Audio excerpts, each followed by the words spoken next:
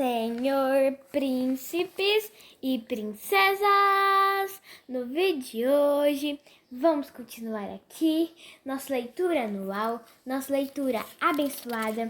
E hoje estou aqui juntamente com a minha mãe. A paz do Senhor, meus amados, minhas queridas, aqui estou eu de volta. Ontem eu deixei as crianças lerem a carta, de Paulo a Filemon, que foi uma carta mais de reconciliação, um livro pequenininho, apenas de 25 versículos. E os meus sobrinhos tinham muita vontade de participar, então ontem foi o dia deles participarem. E hoje nós vamos estar iniciando a Epístola aos Hebreus, É um livro do qual não se sabe a autoria ao certo. Alguns atribuem a Paulo, mas não se tem certeza, porque há vários estudiosos que defendem vários autores. O primeiro é Paulo, mas tem algumas passagens que não bate muito com os escritos de Paulo. Outros defendem que pode ter sido Apolo, Barnabé, Priscila, e ainda tem outros que defendem que pode ter sido Lucas, Clemente de Roma, Epáfras e Silas. A verdade é que é bem difícil fazer uma defesa convincente em favor de qualquer um desses nomes, mas, na verdade, isso não importa. A identidade do autor de Hebreus pouco acrescentaria ao entendimento. Graças a Deus por isso, Então, ele foi escrito 64 depois de Cristo, os destinatários foram os próprios hebreus, Foram escritos para os hebreus mesmo. O propósito, eu vou ler só o propósito principal, que a Epístola aos Hebreus ressalta que Cristo é superior aos anjos, a Moisés, à casa de Arão e ao sacerdócio do Antigo Testamento. Também mostra que o próprio Antigo Testamento admite o caráter temporário dessas estruturas, de modo que a nova aliança não é de maneira alguma contrária à antiga aliança. Isso significa que recuar o sistema temporário é voltar para algo inferior, desprezando a concretização da promessa já revelada em Cristo. Por fim, o autor faz um convite à perseverança até o fim em fidelidade a Cristo. Então, essas são só algumas informações, A gente vê que todas essas coisas, até a questão do sacerdócio, todos os rituais do Antigo Testamento apontavam para Cristo. Em Cristo se cumpriu tudo, E é isso que Hebreus ele quer mostrar, essa carta quer mostrar para os seus leitores. Então, vamos dar início. Hoje iremos ler do capítulo 1 ao capítulo 5. Capítulo 1. Cristo, como Filho de Deus, é superior aos anjos. Havendo Deus antigamente falado, muitas vezes e de muitas maneiras, aos pais pelos profetas, a nós falou-nos nesses últimos dias pelo Filho, a quem constituiu o herdeiro de tudo, por quem fez também o mundo, o qual, sendo o esplendor da sua glória e a expressa imagem da sua pessoa, e sustentando todas as coisas pela palavra do seu poder, havendo feito por si mesmo a purificação dos nossos pecados, assentou-se à destra da majestade nas alturas, feito tanto mais excelente do que os anjos, quando herdou o mais excelente nome do que eles. Porque a qual dos anjos disse jamais: Tu és meu filho, hoje te gerei? E outra vez: Eu lhe serei por pai, e ele me será por filho? E quando outra vez introduz no mundo o primogênito, diz: e todos os anjos de Deus o adorem. E quanto aos anjos, diz: o que de seus anjos faz ventos e de seus ministros labareda de fogo. Mas do Filho diz: ó Deus, o teu trono subsiste pelos séculos dos séculos, cetro de equidade é o cetro do teu reino. Amaste a justiça e aborrecestes a iniquidade. Por isso, Deus, o teu Deus, te ungiu com óleo de alegria, mais do que a teus companheiros. E tu, Senhor, no princípio fundaste a terra, e os céus são obra de tuas mãos.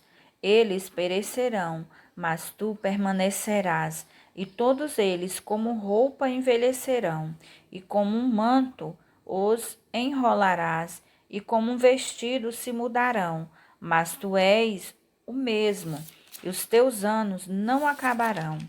E a qual dos anjos disse jamais: assenta-te à minha destra, até que ponha teus inimigos por escabelos de teus pés?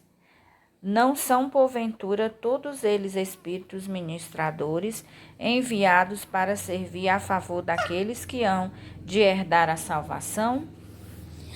Cristo, como Filho do Homem, é superior aos anjos e sumo sacerdote idôneo e compassivo.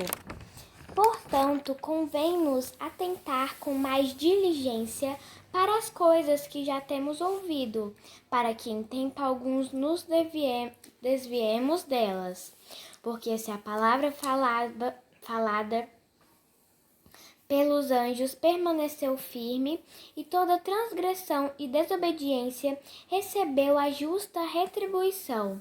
Como escaparemos nós, se não atentarmos para uma tão grande salvação, a qual, começando a ser anunciada pelo Senhor, foi-nos depois confirmada pelos que a ouviram, testificando também Deus com eles, por sinais e milagres e várias maravilhas, e dons do Espírito Santo, distribuídos por sua vontade? Porque não foi aos anjos que sujeitou o mundo futuro, de que falamos, mas em certo lugar testificou alguém dizendo: quem é o homem? Que é o homem para que dele te lembres? Ou o filho do homem para que o visites? Tu o fizeste um pouco menor do que os anjos, de glória e de honra o coroaste e o constituísse sobre as obras de tuas mãos. Todas as coisas lhe sujeitaste debaixo dos pés. Ora, visto que lhe sujeitou todas as coisas, nada deixou que lhe não esteja sujeito. Mas agora ainda não vemos que todas as coisas lhe estejam sujeitas.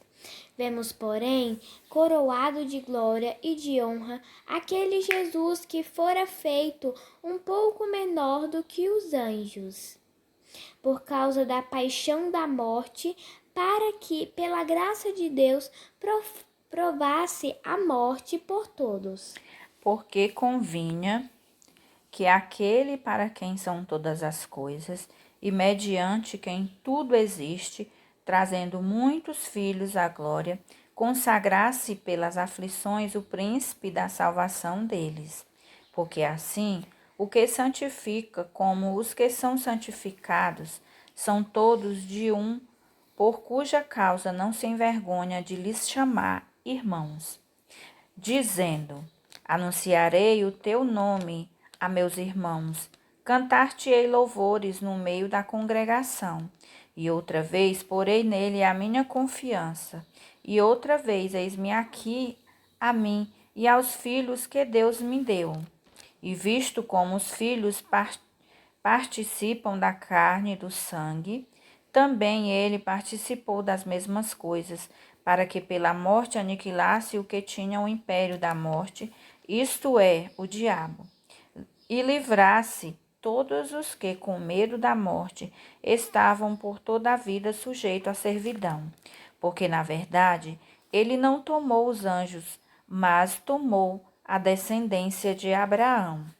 Pelo que convinha que em tudo fosse semelhante aos irmãos, para ser misericordioso e fiel, sumo sacerdote naquilo que é de Deus, para expiar os pecados do povo, porque naquilo que ele mesmo, sendo tentado, padeceu, por socorrer aos que são tentados. Capítulo 3. Cristo é superior a Moisés. O perigo da incredulidade e da desobediência. Pelo que, irmãos santos, participantes da vocação celestial, considerai a Jesus Cristo, apóstolo e sumo sacerdote da nossa confissão, sendo fiel ao que constitui, como também o foi Moisés em toda a sua casa, porque ele é tido por digno de tanto maior glória do que Moisés, quanto maior honra do que a casa tem aquele que a edificou. Porque toda casa é edificada por alguém, mas o que edificou todas as coisas é verdade. Todas as coisas é Deus. E na verdade Moisés foi fiel em toda a sua casa como servo, para testemunhas das coisas que se haviam de anunciar. Mas Cristo como filho sobre a sua própria casa, a qual casa somos nós, se tão somente conservarmos firme a confiança e a glória da esperança até o fim. Portanto, como diz o Espírito Santo, se ouvirdes hoje a sua voz, não endureçais o vosso coração, como na provocação no dia da tentação no deserto, onde vossos pais me tentaram, me provaram e viram por 40 anos as minhas obras. Por isso me indignei contra esta geração e disse: estes sempre erram em seu coração e não conheceram os meus caminhos. Assim jurei na minha ira que não entrarão no meu repouso. Vede, irmãos, que nunca haja em qualquer de vós um coração mau e infiel para se apartar do Deus vivo. Antes exortai-vos uns aos outros todos os dias, durante o tempo que se chama hoje, para que nenhum de vós se endureça pelo engano do pecado, porque nos tornamos participantes de Cristo, se retivermos firmemente o princípio da nossa confiança até o fim. Enquanto se diz: hoje, se ouvirdes a sua voz, não endureçais os vossos corações, como na provação, porque havendo alguns ouvido, a provocaram, mas não todos os que saíram do Egito por meio de Moisés, mas com quem se indignou por 40 anos. Não foi porventura com os que pecaram, cujos corpos caíram no deserto? E a quem jurou que não entrariam no seu repouso, senão aos que foram desobedientes? E vemos que não puderam entrar por causa da sua incredulidade. Capítulo 4. Temamos, pois, que porventura, deixada a promessa de entrar no seu repouso, pareça que alguns de vós fiquem para trás, porque também a nós foram pregadas as boas novas, como a eles. Mas a palavra da pregação nada lhes aproveitou, porquanto não estava misturada com a fé naqueles que a ouviram. Porque nós, os que temos crido, entramos no repouso. Tal como disse, assim jurei na minha ira que não entrarão no meu repouso, embora suas obras estivessem acabadas desde a fundação do mundo. Porque em um certo lugar disse assim do dia 7º, e repousou Deus de todas as suas obras no 7º dia. E outra vez neste lugar não entrarão no meu repouso. Visto, pois, que resta que alguns entrem nele e que aqueles a quem primeiro foram pregadas as boas novas não entraram por causa da desobediência. Determina outra vez um certo dia, hoje dizendo por Davi, muito tempo depois, como está dito, hoje se ouvirdes a sua voz, não endureçais o vosso coração. Porque se Josué lhes houvesse dado repouso, não falaria depois disso de outro dia.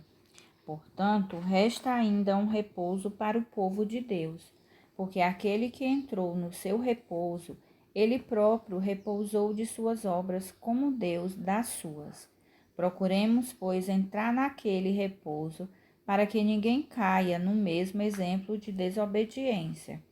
Porque a palavra de Deus é viva e eficaz, e mais penetrante do que espada alguma de dois gumes, e penetra até a divisão da alma e do espírito e das juntas e medulas, e é apta para discernir os pensamentos e intenções do coração.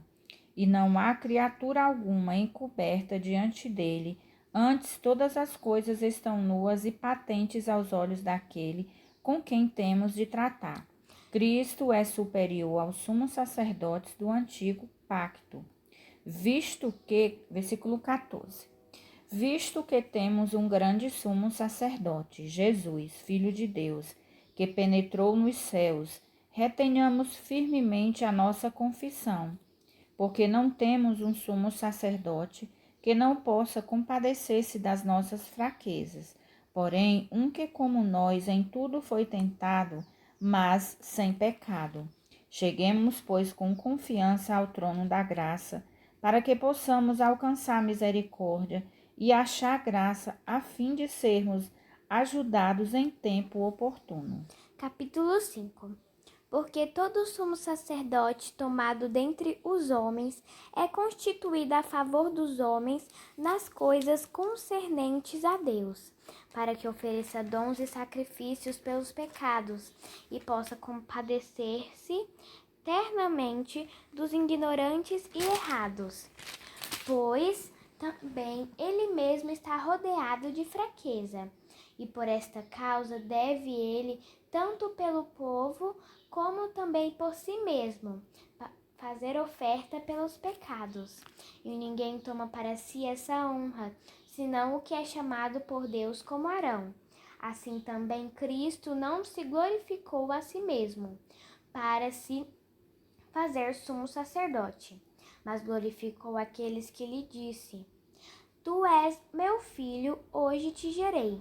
Como também diz noutro lugar, tu és sacerdote eternamente, segundo a ordem de Melquisedeque, o qual nos dias da sua carne, oferecendo com grande clamor e lágrimas, orações e súplicas ao que o podia livrar da morte, foi ouvido quanto ao que temia. Ainda que era filho, aprendeu a obediência por aquilo que padeceu, e sendo ele consumado, veio a ser a causa de eterna salvação para todos os que lhe obedecem. Chamado por Deus sumo sacerdote, segundo a ordem de Melquisedeque, do qual muito temos que dizer, de difícil interpretação, porquanto vos fizestes negligentes para ouvir. Porque devendo já ser mestres pelo tempo, ainda necessitais de que se vos torne a ensinar quais sejam os primeiros rudimentos das palavras de Deus, e vos haveis feito tais que necessitais de leite e não de sólido mantimento, porque qualquer que ainda se alimenta de leite não está experimentado na palavra da justiça, porque é menino. Mas o mantimento sólido é para os perfeitos, os quais, em razão do costume, têm os sentidos exercitados para discernir tanto o bem como o mal. Glória a Deus, né? Dá vontade de continuar, mas por hoje são só esses 5 capítulos, né? E amanhã nós continuaremos. Que Deus abençoe a cada um que nos ouve, né? Que o Espírito Santo possa visitar o seu lar com paz, com alegria, com curas, com libertação e com salvação. Vamos agora orar e agradecer ao nosso Deus por tudo. Senhor, nosso Deus e nosso Pai, nós te agradecemos, Paizinho, por esse dia maravilhoso que o Senhor tem nos dado, pelo Senhor ter permitido de abrirmos os nossos olhos e viver mais um dia. Que o Senhor possa continuar conosco, possa continuar nos livrando, nos guardando. Nós dependemos de Ti, Papai querido. Senhor, eu quero te apresentar, meu Deus, nesse dia, aqueles que estão distantes de Ti, desviados, que já te conheceram um dia, que já experimentaram, meu Deus, do Teu alimento, mas que por algum motivo, meu Deus, pararam na caminhada. Que o Senhor possa visitar, que o Senhor possa buscar, libertar, Senhor, e trazer de volta para a Tua casa.